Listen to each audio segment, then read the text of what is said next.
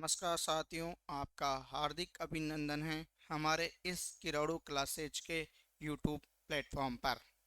आशा करते हैं आप सब लोग कुशल मंगल होंगे और अपनी तैयारी में मेहनत के साथ कंटिन्यू लगातार प्रिपरेशन की तैयारी में होंगे। कुछ ही दिनों में आपका एग्ज़ाम आने वाला है और हम बात कर रहे हैं हमारी पॉलिटिकल साइंस के जो राजस्थान राज व्यवस्था है, राजस्थान की राजनीतिक व्यवस्था है, उससे संबंधित जो क्वेश्चन आते हैं हम उनकी महत्वपूर्ण जो एमसीक्यू क्वेश्चन हैं, मल्टीपल चॉइस क्वेश्चन हैं, उनकी बात कर रहे हैं। तो शुरू करते हैं हमारी क्लास को। आपके सामने पहला क्वेश्चन है, किस समिति की सिफारिश पर राजस्थान विधानसभा राज्यपाल के अभिभाषण में निर्दिष्ट विषयों की चर्चा के लिए सामान्यतः समय नियत करेगी? कि पूछा है कि वह कौन सी समिति है जो राजस्थान विधानसभा में राज्यपाल का अभिभाषण होता है। राजस्थान विधानसभा में जो राज्यपाल का अभिभाषण होता है, उस अभिभाषण के लिए जो समय निर्दिष्ट करती है वो कौन सी समिति करती है। किस समय, दिन और कितने घंटे का भाषण होगा वो एक समिति के द्वारा तय किया जाता है। तो वो कौन सी समिति है? नियम समिति है, विशेषाधिकार समिति है, कार्य सलाहकार समिति है या आचरण समिति है? तो आपको पता होगा कि राजस्थान विधानसभा में जो राज्यपाल का अभिभाषण होता है उसके लिए दिन, समय और जो घंटे की अवधि होती है वो तय करती है कार्य सलाहकार समिति। कार्य सलाहकार समिति, तो राइट आंसर आएगा कार्य सलाहकार समिति। इसमें जो सभापति बनाया जाता है इस समिति में, उसका चयन मनोनीत कौन करता है? वो विधानसभा अध्यक्ष करता है। नेक्स्ट क्वेश्चन है, राजस्थान विधानसभा की किस समिति के सदस्यों को विधानसभा अध्यक्ष द्वारा मनोनीत किया जाता है? कि वह कौन सी समिति है जिसके समिति के सदस्यों को विधानसभा अध्यक्ष द्वारा मनोनीत किया जाता है? प्राक्कलन समिति का, राजकीय उपक्रम समिति, कार्य सलाहकार समिति और या जनलेखा समिति? तो अभी मैंने आपको बताया कार्य सलाहकार समिति में जो विधानसभा अध्यक्ष होता है वह सदस्यों का मनोनयन करता है। तो राइट आंसर आएगा कार्य सलाहकार समिति। कार्य सलाहकार समिति होता है, इसके सदस्यों का मनोनयन किसके द्वारा किया जाता है? विधानसभा अध्यक्ष के द्वारा इसके सदस्यों का मनोनयन किया जाता है। और जो इस समिति का सभापति होता है उसका मनोनयन भी कौन करता है? विधानसभा अध्यक्ष करता है। इस पर स्पीकर की जो विधानसभा अध्यक्ष होता है उसकी अनुपस्थिति में विधानमंडल द्वारा पारित किसी विधेयक को राज्यपाल को भेजे जाने से पूर्व निम्न में से कौन प्रमाणित करता है? कि मान लो विधानसभा में स्पीकर महोदय विधानसभा में अनुपस्थित है, तब जो विधानमंडल द्वारा किसी विधेयक को पारित किया जाएगा तो राज्यपाल को भेजा जाता है पारित करने से पहले। तो किसकी प्रमाणित कर आवश्यकता होता है? कौन उनको वेरीफाई करता है, कौन उसको प्रमाणित करता है? उपाध्यक्ष करता है, विधानसभा सचिवालय का सचिव करता है, संसदीय सचिव करता है या मुख्यमंत्री करता है? कि स्पीकर वहां पर अनुपस्थित है, स्पीकर साहब अनुपस्थित है, तो विधानमंडल द्वारा पारित कोई विधेयक है वो राज्यपाल को भेजा जाता है, उससे पूर्व उसे कौन प्रमाणित करता है? उपाध्यक्ष, विधानसभा सचिवालय का सचिव, संसदीय सचिव, मुख्यमंत्री। आप सबका आंसर जहां तक है उपाध्यक्ष आ रहा होगा, लेकिन याद रखना उपाध्यक्ष उसको प्रमाणित नहीं करता है। प्रमाणित कौन करता है? विधानसभा सचिवालय का सचिव प्रमाणित करता है। राइट आंसर आएगा विधानसभा सचिवालय का सचिव। कौन प्रमाणित करता है? विधानसभा सचिवालय का सचिव। स्पीकर की अनुपस्थिति में किसी विधेयक को प्रमाणित करता है राज्यपाल को भेजे जाने से पूर्व। निम्नांकित में से कौन राज्य विधानसभा के साधारण निर्वाचन की अधिसूचना जारी करता है? कि राज्य विधानसभा के क्या होंगे? चुनाव होंगे, उसके निर्वाचन होंगे, उसका नोटिफिकेशन अधिसूचना कौन जारी करता है? भारत का निर्वाचन आयोग करता है, राष्ट्रपति करता है, राज्यपाल करता है या राज्य निर्वाचन आयोग करता है? तो आपको पता होगा राज्य विधानसभा का जो साधारण चुनाव की अधिसूचना कौन जारी करता है? वो करता है राज्यपाल। कौन करता है? राज्यपाल द्वारा अधिसूचना जारी की जाती है। और चुनाव राज्य निर्वाचन आयोग द्वारा करवाए जाते हैं और भारत के चुनाव भारत निर्वाचन आयोग द्वारा करवाए जाते हैं, लेकिन अधिसूचना कौन करेगा? राज्यपाल करेगा। तो अधिसूचना कौन जारी करता है? राज्यपाल द्वारा साधारण चुनाव के अधिसूचना जारी की जाती है। राजस्थान विधानसभा के प्रक्रिया तथा कार्य संचालन संबंधी नियमों के अनुसार, कि राजस्थान विधानसभा है उसमें क्या है, प्रक्रिया तथा कार्य संचालन संबंधी नियम है, उसके अनुसार निम्नांकित में से कौन से विभाग के प्राक्कलन प्राक्कलन समिति के नियंत्रणाधीन नहीं है, पूछा है। कि राजस्थान विधानसभा की जो प्रक्रिया और कार्य संचालन नियम है उस नियम के अनुसार वो कौन सा विभाग है जो प्राक्कलन समिति के नियंत्रण के अधीन नहीं है। सार्वजनिक निर्माण विभाग ये भी है,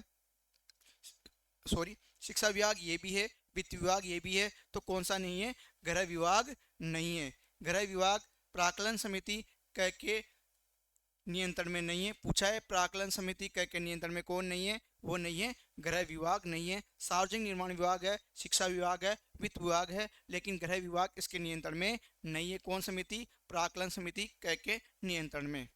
2023 तक राजस्थान विधानसभा के कितने आम चुनाव संपन्न हो गए हैं?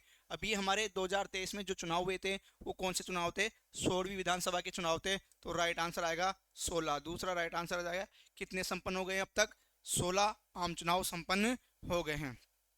नेक्स्ट क्वेश्चन की बात करें, भारत की स्वतंत्रता के तुरंत बाद राजस्थान के पहले मुख्यमंत्री कौन थे? जब भारत स्वतंत्र हुआ 15 अगस्त 1947 को, उसके तुरंत बाद राजस्थान के पहले मुख्यमंत्री कौन थे? मोहनलाल सुखाड़िया, हीरालाल शास्त्री, जय नारायण व्यास और बरकतुल्ला खान। तो कौन थे, आपको पता है, हीरालाल शास्त्री थे। कौन थे पहले मुख्यमंत्री? हीरालाल शास्त्री थे। ये एकमात्र ऐसे व्यक्ति हैं जो मनोनीत और निर्वाचित नहीं रहे, मनोनीत रहे। निर्वाचित और मनोनीत कौन थे, वो दूसरे थे। भारत की स्वतंत्रता के तुरंत बाद राजस्थान के पहले मुख्यमंत्री कौन बने थे? हीरालाल शास्त्री बने थे। कौन बने थे? हीरालाल शास्त्री। नेक्स्ट आगे बात करें, निम्नलिखित में से कौन सा धन विधेयक के संबंध में सही नहीं है, ढूंढना है हमें। क्या ढूंढना है, किसके बारे में? धन विधेयक के संबंध में। तो राज्यपाल की पूर्व संस्तुति के बाद विधानसभा में प्रस्तुत किया जाता है, तो यह सही बात है कि जो धन विधेयक होता है उसको राज्यपाल की पूर्व अनुमति से पेश किया जाता है, ये सही है। यह मंत्री के द्वारा पेश किया जाता है, और जो धन विधेयक होता है वह किसी मंत्री के द्वारा पेश किया जाता है, वित्त मंत्री, ये भी सही है। 14 दिन पश्चात स्वतः पारित हो जाता है, और 14 दिन बाद ये क्या हो जाता है, स्वतः पारित हो जाता है, ये भी सही है।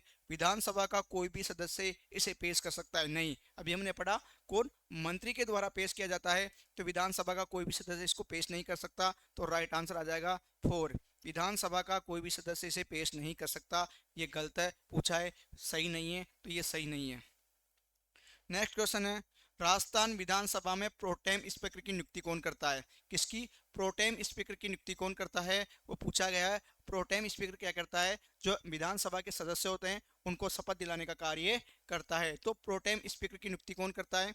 विधानसभा सदस्य, मुख्यमंत्री, नेता प्रतिपक्ष, राज्यपाल। तो प्रोटेम स्पीकर की नियुक्ति कौन करता है?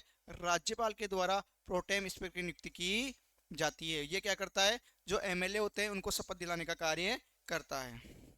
नेक्स्ट क्वेश्चन है, सार्वजनिक महत्व के एक मामले के संबंध में जानकारी प्राप्त करने के लिए, कि सार्वजनिक महत्व का कोई मामला है उसके संबंध में जानकारी प्राप्त करने के लिए राजस्थान विधानसभा का सदस्य अंतर सत्र अवधि के दौरान, राजस्थान विधानसभा का जो सदस्य एमएलए है वो अंतर सत्र अवधि के दौरान एक सप्ताह में कितने अतारांकित क्वेश्चन, क्या अतारांकित प्रश्न की सूचना दे सकता है? कि सार्वजनिक महत्व का कोई मामला है, तो जो कोई भी विधानसभा का सदस्य है वो अंतर सत्र अवधि के दौरान एक सप्ताह में कितने अतारांकित प्रश्न की सूचना दे सकता है? 1, 3, 5, 7। तो एक सप्ताह के अंदर कितने की, एक अतारांकित प्रश्न की सूचना दे सकता है, तो राइट आंसर आएगा 1। कि सार्वजनिक महत्व का कोई मामला है उसकी जानकारी प्राप्त करने के लिए जो राजस्थान विधानसभा का सदस्य है वो अंतर सत्र अवधि के दौरान एक सप्ताह में, कितने सप्ताह में, एक सप्ताह में अतारांकित क्वेश्चन कितने की सूचना दे सकता है? एक अतारांकित प्रश्न की सूचना दे सकता है, तो राइट आंसर आएगा 1। नेक्स्ट क्वेश्चन है, राजस्थान उच्च न्यायालय की मुख्य प्रधान पीठ कहाँ है? यह भी हाल ही में सीईटी ग्रेजुएशन लेवल में क्वेश्चन आया था कि राजस्थान उच्च न्यायालय की मुख्य पीठ, प्रधान पीठ कहाँ पर है? वो जोधपुर में है। कहाँ पर है? जोधपुर में है। और इसकी बेंच की बात करें वो जयपुर में है। और प्रधान पीठ का जो स्थापना की गई थी इसकी 29 अगस्त 1949 को की गई थी, और ये पहले जयपुर में थी, लेकिन 1956 में जो एक सत्यनारायण राव समिति होती है उसकी सिफारिश पर, सत्यनारायण राव समिति की सिफारिश पर 1956 में इसको जयपुर से कहाँ स्थानांतरित कर दिया जाता है, जोधपुर में स्थानांतरित कर दिया जाता है। जयपुर में राजस्थान के उच्च न्यायालय की अस्तित्वमान स्थायी पीठ भारत के राष्ट्रपति के आदेश से वर्ष में स्थापित की गई थी। कि जयपुर में क्या है, राजस्थान उच्च न्यायालय की क्या है, स्थायी पीठ है। मुख्य पीठ तो जोधपुर में है और इसकी स्थायी पीठ बेंच एक खंडपीठ कहाँ है, जयपुर में है। जो राष्ट्रपति के हस्ताक्षर से कब चालू की थी, 1977 में। क्या होता है, 30 जनवरी 1977 से ये पीठ क्या होती है, क्रियाशील। क्या होती है, कार्यशील। कार्यशील कब होती है, 30 जनवरी 1977 से। और पूछा है कि राष्ट्रपति के आदेश से कब हुआ, तो 1970 से पहले क्या होगा, 1956, 1958, 1976, 1980। तो 1976 में क्या होता है, इसमें राष्ट्रपति के आदेश से स्थापित होती है और कार्य करना 30 जनवरी 1977 से ये कार्य करना शुरू करती है। स्थापित कब होती है, 1976 में स्थापित, दिसंबर 1976 में स्थापित होती है और कार्यशील होती है 30 जनवरी 1977 से क्या हो जाती है, कार्यशील हो जाती है। कौन सी, जयपुर की स्थायी पीठ। नेक्स्ट क्वेश्चन है, राजस्थान उच्च न्यायालय के खंडपीठों की संख्या कितनी है, एक ही खंडपीठ है। कहाँ पर है वो, जयपुर में। कहाँ पर है, जयपुर में। तो कितनी संख्या है, केवल एक ही है। राइट आंसर आएगा ए। कितनी है, एक। खंडपीठ या बेंच कितनी है, एक। राजस्थान उच्च न्यायालय की पीठ बेंच निम्न में से कहाँ है, अभी हमने बात की, कहाँ है, जयपुर में, बीकानेर, अजमेर, जयपुर, जोधपुर। तो राइट आंसर आएगा जयपुर। राइट आंसर क्या आएगा, जयपुर आएगा। कहाँ है, जयपुर में है। राइट आंसर आ जाएगा हमारा जयपुर। तीसरा ऑप्शन राइट आंसर आएगा। खंडपीठ कहाँ पर स्थित है, इसकी पीठ बेंच कहाँ है, जयपुर में स्थापित है। कमलकांत वर्मा राजस्थान के पहले क्या थे, जो राजस्थान के उच्च न्यायालय जब स्थापना हुई थी 29 अगस्त 1949 को, तब इसके पहले मुख्य न्यायाधीश बनाए गए थे के वर्मा, कमलकांत वर्मा। तो ये राज्यपाल थे, मुख्यमंत्री थे, मुख्य न्यायाधीश से उप मुख्यमंत्री थे। तो कमलकांत वर्मा राजस्थान के पहले क्या थे, मुख्य न्यायाधीश थे। पूछा जा सकता है आपको एग्जाम में कि राजस्थान के प्रथम मुख्य न्यायाधीश कौन थे, कमलकांत वर्मा। आपको शॉर्ट में मिल सकता है के वर्मा।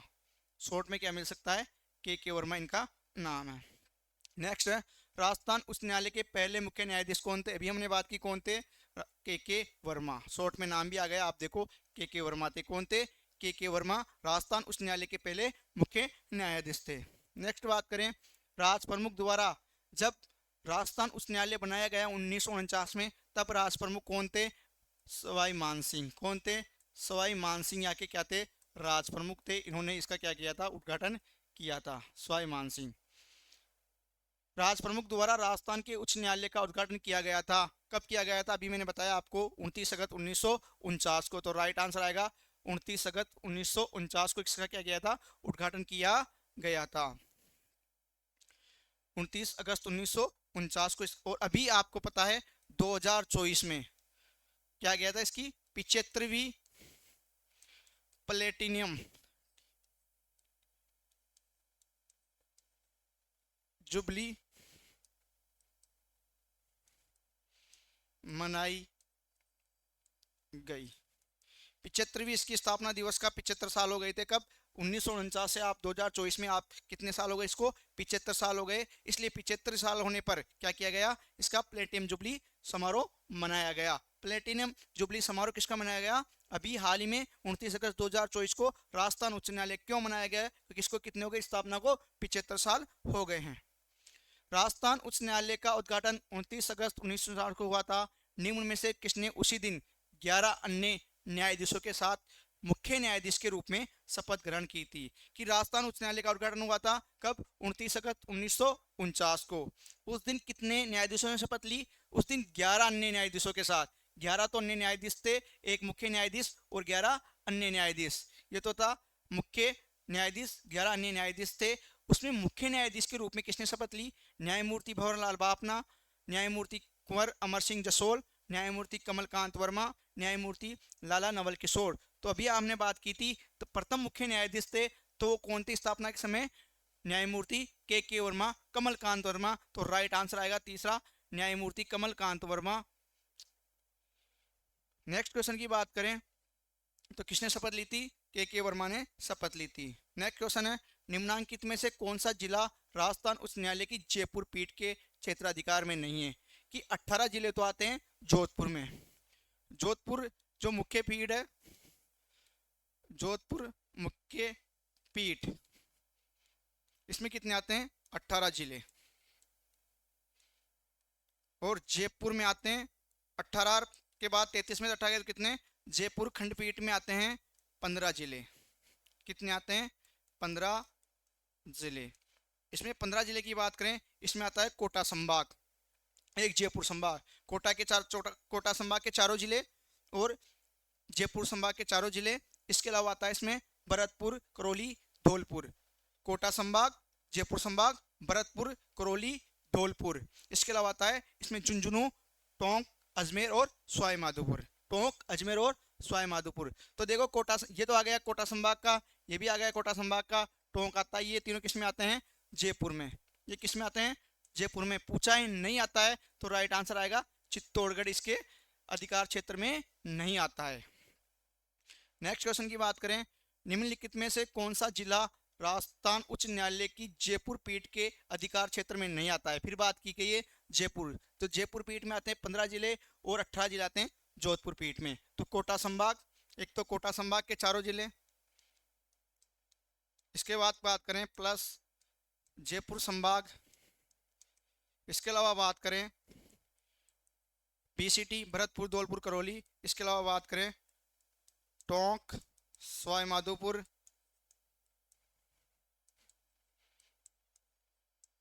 इसके अलावा बात करें अजमेर, और एक आता है झुंझुनू।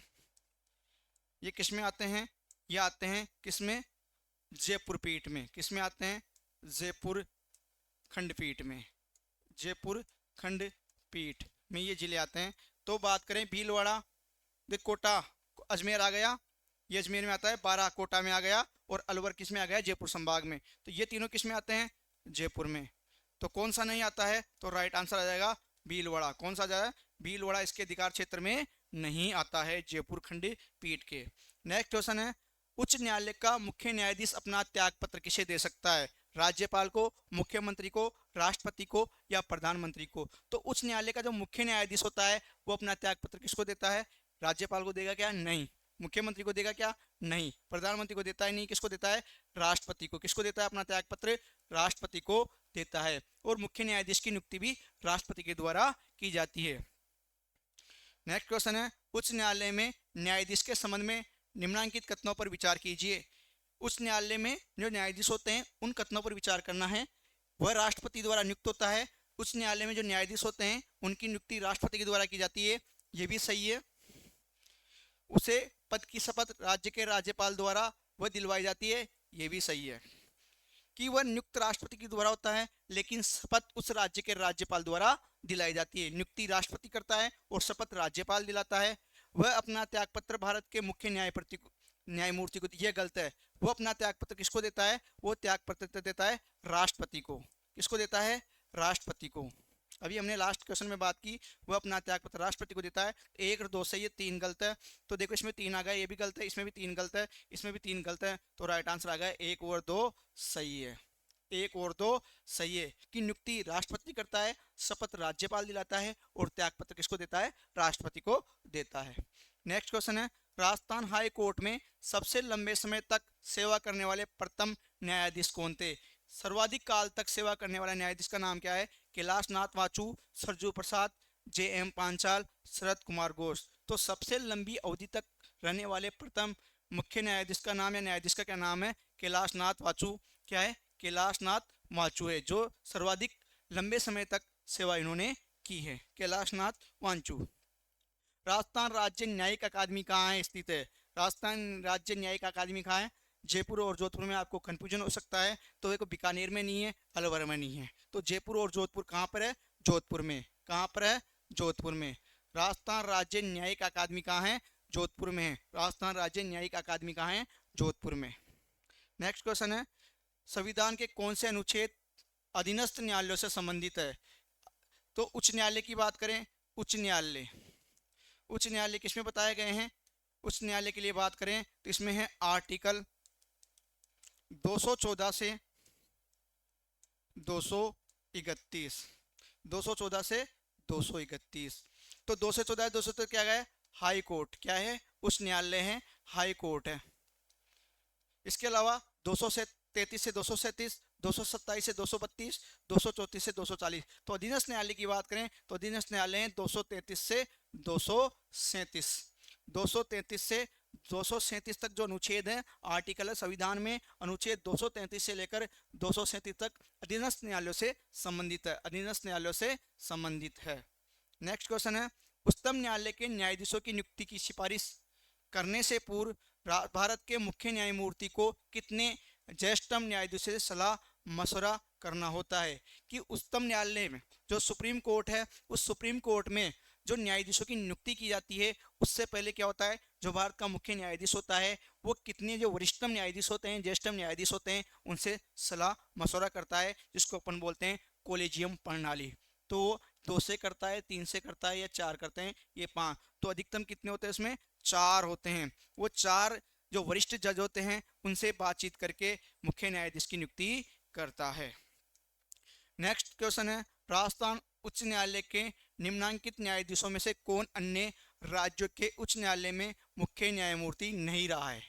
नहीं रहा है। पूछा गया है कि राजस्थान उच्च न्यायालय के निम्नांकित न्यायाधीशों में, कि ये सब राजस्थान उच्च न्यायालय में क्या रहे हैं, न्यायाधीश रहे हैं, जज रहे हैं, लेकिन अन्य राज्यों में, अन्य राज्य होते हैं जो दूसरे राज्य हैं राजस्थान के अलावा, उसमें मुख्य न्यायाधीश नहीं रहा है। राजेश बलिया भी रहे हैं, प्रकाश टेहटिया भी रहे हैं, एन माथुर, नगेंद्र कुमार जैन तो एन माथुर नहीं रहे हैं, ये भी रहे हैं। कौन नहीं रहा है पूछा है तो राइट आंसर आ जाएगा 3। राजेश बालिया भी दूसरे राज्यों में मुख्य न्यायाधीश रहे हैं, प्रकाश टाटिया भी रहे हैं, नगेंद्र कुमार जैन भी रहे हैं, एन ए माथुर नहीं रहे हैं। नेक्स्ट क्वेश्चन है, उच्चतम न्यायालय सुप्रीम कोर्ट के निम्नांकित न्यायाधीशों में से कौन राजस्थान उच्च न्यायालय में न्यायाधीश नहीं रहे हैं? कि ऐसा व्यक्ति जो उच्चतम न्यायालय में क्या रहा है, न्यायाधीश रहा है, लेकिन राजस्थान न्यायालय में, राजस्थान का जो उच्च न्यायालय है उसमें नहीं रहा है। न्यायमूर्ति एन एम काशलीवाल ये भी सुप्रीम कोर्ट में थे, न्यायमूर्ति बी एस चौहान ये भी सुप्रीम कोर्ट में थे, न्यायमूर्ति ए के माथुर ये भी सुप्रीम कोर्ट में थे, न्यायमूर्ति आर सी लाहौटी ये सुप्रीम कोर्ट में थे, लेकिन राजस्थान में कभी भी न्यायाधीश नहीं रहे। तो आंसर आएगा 3। कौन सा? 4 आंसर आएगा न्यायमूर्ति R C Lahoti.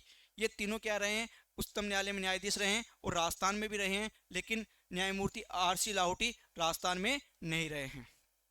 Next question है, विशाखा व अन्य बनाम राजस्थान राज्य व अन्य मुकदमा संबंधित है। ये विशाखा बनाम राजस्थान राज्यवाद 1997 का है। इसमें क्या बताया गया था, कार्यस्थल पर जो महिलाओं से उत्पीड़न की शिकायत है उसके लिए था। तो राइट आंसर आएगा महिलाओं की तबादला नीति से नहीं, कामकाजी महिला के मातृत्व अवकाश से ये भी नहीं है, समाज में व्याप्त दहेज प्रथा के प्रचलन की रोकथाम ये भी नहीं है, कार्यस्थल पर महिलाओं के यौन उत्पीड़न की रोकथाम से, ये राइट आंसर आ जाएगा 4। किससे संबंधित है ये? विशाखा बनाम राजस्थान राज्य 1997 कार्यस्थल पर महिलाओं के यौन उत्पीड़न की रोकथाम से। नेक्स्ट क्वेश्चन है, राज्य के मुख्य न्यायाधीश और अन्य न्यायाधीश की नियुक्ति के द्वारा की जाती है। अभी हमने बात की कि राज्य के मुख्य न्यायाधीश और अन्य न्यायाधीश की नियुक्ति कौन करता है? राष्ट्रपति करता है। कौन करता है? राष्ट्रपति। लेकिन राष्ट्रपति क्या करता है, किसी से सलाह लेता है तो भारत का जो मुख्य न्यायाधीश होता है और जो राज्य के राज्यपाल होता है उससे सलाह मशवरा करता है। तो राइट आंसर आएगा भारत के मुख्य न्यायाधीश और राज्य के राज्यपाल के साथ परामर्श कर राष्ट्रपति द्वारा, राष्ट्रपति, भारत के मुख्य न्यायाधीश और राज्य मंत्री। देखो ये भी सही है, ये सही है, लेकिन मंत्रिपरिषद दे दिया इसलिए क्या हो गया, गलत हो गया। राष्ट्रपति और राज्यपाल के साथ ये भी गलत है क्योंकि मुख्य न्यायाधीश का नहीं है। राज्य के मुख्यमंत्री की सिफारिश पर राज्यपाल द्वारा, ये भी गलत है। तो किसके द्वारा की जाती है? राइट ऑप्शन आएगा भारत का जो मुख्य न्यायाधीश होता है और राज्य के राज्यपाल होते हैं उसके साथ क्या करता है, राष्ट्रपति परामर्श करके राष्ट्रपति द्वारा उसकी नियुक्ति की जाती है।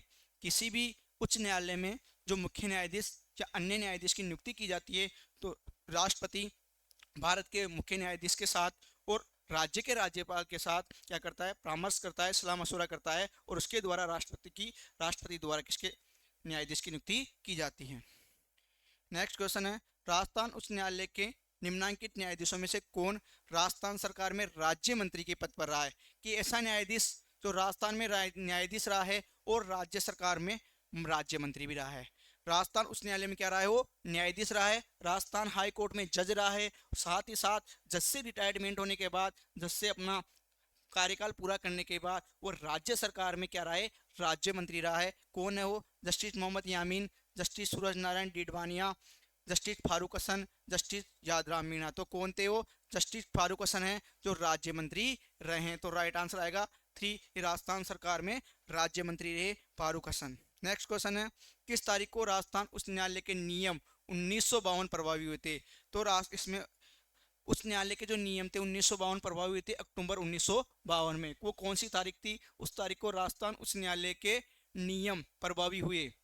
16 जनवरी 1952 ये नहीं है, 15 अगस्त को भी नहीं है, अक्टूबर आएगा तो राइट, क्योंकि इसमें दिसंबर दे रखा है। 1 अक्टूबर 1952, तो राइट आंसर आ जाएगा 1 अक्टूबर 1952 को राजस्थान उच्च न्यायालय के नियम प्रभावी हुए थे। 1 अक्टूबर 1952 को राजस्थान उच्च न्यायालय के नियम प्रभावी हुए। नेक्स्ट क्वेश्चन है, 74वां संविधान संशोधन अधिनियम कब अस्तित्व में आया? 74वां संविधान संशोधन 1992 जो नगरीय निकाय से संबंधित है। 74वां संविधान संशोधन अधिनियम 1992 किससे संबंधित है? नगरीय निकायों से, नगरीय निकायों से संबंधित। किससे संबंधित है? नगरीय निकायों से संबंधित है। तो कब आया है? 1 जून 1993 को, 20 अप्रैल 1993 को, 2 अक्टूबर 1993 को, 30 जनवरी 1993 को। तो देखो 20 अप्रैल 1993 के क्या होते हैं? राष्ट्रपति द्वारा स्वीकृति दी जाती है। राष्ट्रपति द्वारा स्वीकृति कब दी जाती है? 74वें संविधान संशोधन को 20 अप्रैल 1993 को। अब अस्तित्व में कब आता है ये? अस्तित्व में आता है 1 जून 1993 को। कब आता है? 1 जून 1993 को। तो राइट आंसर आएगा 1 जून 1993 को 74वां संविधान संशोधन अस्तित्व में आता है। और 20 अप्रैल 1993 को क्या होता है? राष्ट्रपति द्वारा स्वीकृति प्रदान की जाती है, प्रदान की जाती है। नेक्स्ट क्वेश्चन की बात करें, 74वां संविधान संशोधन कानून अनिवार्य आरक्षण का प्रावधान करता है। तो अनिवार्य आरक्षण इसमें बताया गया है 243 टी आर्टिकल 243 टी में नगरीय निकायों के लिए आरक्षण की बात की गई है। सीटों का आरक्षण, स्थानों का आरक्षण अनुच्छेद 243 टी में बताया गया है। तो अनुसूचित जातियों के लिए ये सही है, अनुसूचित जनजातियों के लिए ये भी सही है, महिलाओं के लिए 1/3 1/3 आरक्षण है, पिछड़े वर्गों के लिए इसमें कोई आरक्षण नहीं है। तो आ जाएगा 1 2 3 1 2 1 2 3। तो राइट आंसर आएगा 1 2 3। SC ST और महिलाओं के लिए आरक्षण की बात की गई है। 74वें संविधान संशोधन के अनुच्छेद 243 टी में आरक्षण की बात की गई है। किसके लिए? अनुसूचित जाति के लिए, अनुसूचित जनजाति के लिए और महिलाओं के लिए। अनुच्छेद 243 में क्या वर्णित है? अनुच्छेद 243 में क्या लिखा है? तो अनुच्छेद 243 में क्या है? इसमें है परिभाषा। इसमें क्या है? परिभाषा। इसके बाद बात करें अनुच्छेद 243 के बाद कहता है क्यों, इसमें है नगरपालिका का गठन। नगरपालिका का गठन, इसमें क्या है? नगरपालिका का गठन। इसके बाद बात करें 243 आर अनुच्छेद में क्या है? नगर पालिका की संरचना। नगर पालिका की संरचना। इसके बाद आता है अनुच्छेद 243 एस, ये बहुत इंपॉर्टेंट है। अनुच्छेद 243 वार्ड समितियों का गठन। वार्ड समितियों का गठन ये इंपॉर्टेंट है, एग्जाम में आ सकता है। गठन व संरचना पूछा जा सकता है। वार्ड समितियों का गठन व संरचना कौन से अनुच्छेद में है? अनुच्छेद 243 एस। इसके बाद बात करें तो इसमें बताया गया है PQRS 243 टी में क्या है? स्थानों का आरक्षण। अभी हमने बात की स्थानों का आरक्षण, स्थानों का आरक्षण, स्थानों का आरक्षण। तो 200 ये क्या है? 243 पी में है नगर पालिका शक्ति उत्तरदायित्व। ये क्या इसमें 243 डब्ल्यू में है। किस में है? 243 डब्ल्यू में क्या है? नगर पालिका की शक्तियां व उत्तरदायित्व है। नगर पालिका में सीटों का आरक्षण ये 243 टी में है। और नगर पालिका सदस्यों के लिए निरताएं ये किस में है? ये 243 वी में है। ये किस में है पूछा गया है, तो राइट आंसर आएगा 243 वी राइट आंसर आएगा। 4 नगर पालिका सदस्यों के लिए निहिरताएं या योग्यताएं 243। इसके बाद बात करें यहाँ पर 243 यू में है नगर पालिका की अवधि, नगर पालिका की अवधि 243 यू में है। यू के बाद वी आई गया, वी के बाद डब्ल्यू आई गया। इसके अलावा हम और एक याद रखेंगे, वो है 243 आई, इसमें है वित्त आयोग, नहीं सॉरी वाई, वित्त आयोग क्या है, 243 वाई में क्या है, वित्त आयोग है। 243 वाई में क्या है, वित्त आयोग है।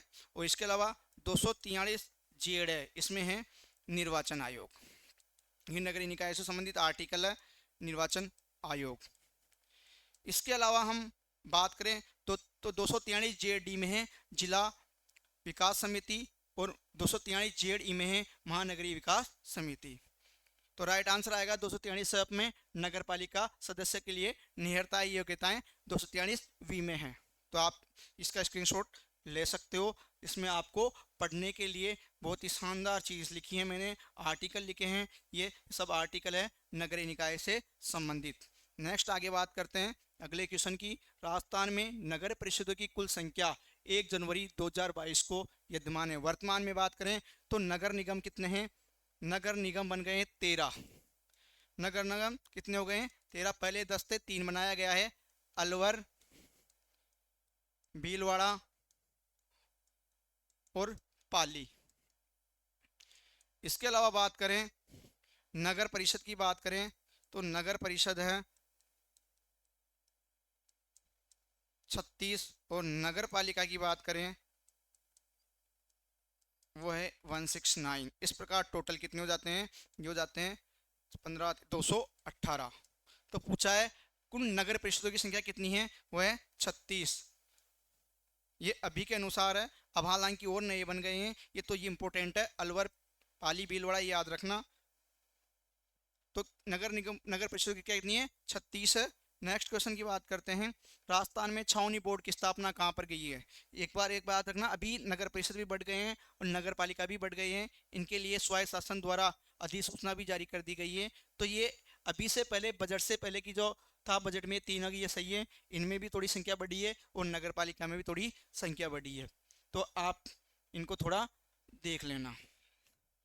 नेक्स्ट क्वेश्चन है, राजस्थान में छावनी बोर्ड की स्थापना कहीं की गई है। अजमेर में है वो, अजमेर में एक जगह है, कहाँ, कौन सी जगह है वो, नसीराबाद, माउंट आबू सिरोही में, जोधपुर, बाड़मेर, ये भी नहीं है, ये भी नहीं है, ये भी नहीं है, तो क्या है, नसीराबाद, अजमेर। तो राइट आंसर आएगा छावनी बोर्ड। इनको एक नाम और बोलते हैं, कैंटोनमेंट बोर्ड, इंग्लिश में नाम आ सकता है, छावनी बोर्ड की जगह लिखा हुआ तो भी इसकी ये याद रखना, कैंटोनमेंट बोर्ड इसको बोला जाता है, नसीराबाद, अजमेर में। नेक्स्ट क्वेश्चन है, राजस्थान नगर पालिका अधिनियम 2009 के प्रावधानों के अनुसार, राजस्थान नगर पालिका अधिनियम 2009 के प्रावधानों के अनुसार राजस्थान सरकार द्वारा नगर परिषद में अधिकतम कितने व्यक्ति नाम निर्दिष्ट किए जा सकते हैं, अर्थात मनोनीत किए जा सकते हैं। नाम निर्दिष्ट का मतलब है मनोनीत। तो याद रखना, नगर पालिका की बात करें सबसे पहले, नगर पालिका, तो नगर पालिका में किए जा सकते हैं 6। नगर परिषद की बात करें तो नगर परिषद में किए जा सकते हैं 8, और नगर निगम की बात करें तो नगर निगम में किए जा सकते हैं 12। तो याद रखना 6, 8, 12, क्या याद रखोगे, 6, 8, 12, 6 नगर पालिका में, 8 नगर परिषद में और 12 किसमें, नगर निगम में। ये क्या किए जाते हैं, मनोनीत सदस्य, मनोनीत सदस्य। 6, 8, 12, तो पूछा किसमें, नगर परिषद में आ जाएंगे 8, तो राइट आंसर आएगा 8। ये किसमें किए जाते हैं, नगर पालिका में, किसमें, नगर पालिका में 6, 8, 12, और 12 किसमें, नगर निगम में, किसमें, नगर निगम में। तो राइट आंसर आएगा 8, ऑप्शन थर्ड। नेक्स्ट क्वेश्चन की बात करें, नवंबर 1944 में आयोजित जोधपुर नगर पालिका चुनाव में नगर पालिका बोर्ड के अध्यक्ष कौन बनते हैं। कि नवंबर 1944 में जोधपुर नगर पालिका के चुनाव होते हैं, तो उसमें नगर पालिका बोर्ड का अध्यक्ष, जिसको चेयरमैन कहा जाता है इंग्लिश में, वो कौन बनाया जाता है, जय नारायण व्यास, मथुरा दास माथुर, द्वारिका प्रसाद पुरोहित, अश्लेश्वर प्रसाद। तो बोर्ड का अध्यक्ष किसको बनाया जाता है, द्वारिका प्रसाद, द्वारिका दास पुरोहित को, द्वारिका दास पुरोहित को क्या बनाया जाता है। 1944 में जोधपुर जो नगर पालिका होता है उसका चुनाव होता है, उसका अध्यक्ष किसको बनाया जाता है, द्वारिका प्रसाद पुरोहित को बनाया जाता है। नेक्स्ट क्वेश्चन है, सही कथन ढूंढना है अपने को। क्या ढूंढना है? सही कथन। नगर पालिका निर्वाचन में कोई प्रत्याशी एक से अधिक वार्ड से चुनाव नहीं लड़ सकता। हाँ, ये सही बात है कि नियम, नगर पालिका के जो नियम अधिनियम उसमें लिखा है कि नगर पालिका निर्वाचन में कोई प्रत्याशी केवल एक वार्ड से ही चुनाव लड़ सकता है, एक से ज्यादा वार्ड से चुनाव नहीं लड़ सकता। ये सही है कि कोई भी जो प्रत्याशी है केवल एक वार्ड से चुनाव लड़ सकता है, एक से ज्यादा वार्ड में लड़ने की छूट उसको नहीं है। नगर पालिका निर्वाचन में कोई प्रत्याशी एक वार्ड से अधिकतम 4 नाम निर्देशन पत्र दाखिल कर सकता है। पहला बोला गया है कि नगर पालिका निर्वाचन में कोई प्रत्याशी एक से अधिक वार्ड से चुनाव नहीं लड़ सकता, सही बात है। दूसरा बोला गया है कि नगर पालिका निर्वाचन में कोई प्रत्याशी ये चुनाव लड़ने वाला है वो एक वार्ड से अधिकतम कितने फॉर्म भर सकता है? 4 फॉर्म भर सकता है। तो ये भी सही है कि 4 ही भर सकता है, 4 से ज्यादा नहीं भर सकता। तो एक भी सही है, दो भी सही है, तो राइट आंसर आएगा 3। एक व दोनों सही है, एक व दो सही है कि एक वार्ड से ही वो ज्यादा चुनाव लड़ सकता है, एक से अधिक वार्ड से चुनाव नहीं लड़ सकता। अर्थात कोई भी जो प्रत्याशी है वो एक वार्ड से चुनाव लड़ सकता है और एक वार्ड से अधिकतम 4 फॉर्म भर सकता है। नेक्स्ट क्वेश्चन की बात करें, माउंट आबू में प्रथम नगर पालिका कब स्थापित हुई थी? माउंट आबू में प्रथम नगर पालिका कब स्थापित हुई थी? 1886, 1868, 1964, 1864। तो माउंट आबू में जो प्रथम नगर पालिका बनी थी सबसे पहले 1864 में यहाँ पर बनी थी। कहाँ पर? माउंट आबू में। और 1866 के समथिंग बनी थी ब्यावर में। नेक्स्ट क्वेश्चन है, निम्न में से कौन सी नगरीय शासन संस्था राजस्थान में अस्तित्व में नहीं है? तो राजस्थान में अस्तित्व में नहीं है पूछा है, तो यहाँ पे आपको नगर निगम भी मिलेगा, नगर परिषद भी मिलेगी, नगर पालिका भी मिलेगी, लेकिन क्या नहीं है? महानगर निगम नहीं है। तो राइट आंसर ही आ जाएगा। अब याद रखना, इसके जो अध्यक्ष होता है, जो इसका अध्यक्ष होता है नगर निगम का, इसको बोला जाता है मेयर या महापौर। क्या बोला जाता है?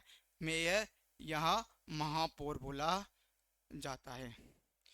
इसके जो अध्यक्ष होता है इसको बोला जाता है सभापति। क्या बोला जाता है? सभापति।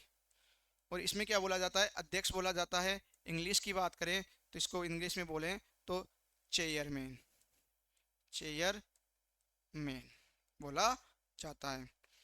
नगर निगम में मेयर या महापौर कहते हैं, मेयर अंग्रेजी में, महापौर हिंदी में। नगर परिषद में अध्यक्ष सभापति कहलाता है और नगर पालिका में चेयरमैन कहलाता है। नगर निगम की सभा की अध्यक्षता कौन करता है? अभी मैंने बताया नगर निगम की सभा की अध्यक्षता कौन करेगा? सभापति करेगा क्या? जिला मजिस्ट्रेट करेगा क्या? नगर आयुक्त करेगा क्या? या कौन करेगा? मेयर। तो अभी मैंने बताया कि नगर निगम की सभा की अध्यक्षता कौन करता है? मेयर या महापौर। तो कौन राइट आंसर आएगा? मेयर। तो फोर इसी को क्या बोलते हैं? महापौर भी बोला जाता है। आपको दोनों ऑप्शन मिल सकते हैं, कहीं पर महापौर मिल जाए, कहीं पर मेयर मिल जाए। और सभापति किसको बोलते हैं? नगर परिषद की। नगर परिषद की अध्यक्षता करता है, नगर परिषद की अध्यक्षता करता है, उसको क्या बोलते हैं? सभापति। क्या बोलते हैं? सभापति बोलते हैं। नेक्स्ट क्वेश्चन कोई नहीं है। चलो, आज की क्लास हमारी ये थी जिसमें हमने आपके एग्जाम में जो प्रश्न आ सकते हैं उनसे संबंधित महत्वपूर्ण तथ्यों की बात की। हम श्याम बाबा से अनुरोध करते हैं, विनती करते हैं कि आपको लक्ष्य को प्राप्त करने में, वो आपकी सफलता में सहायक बने। धन्यवाद।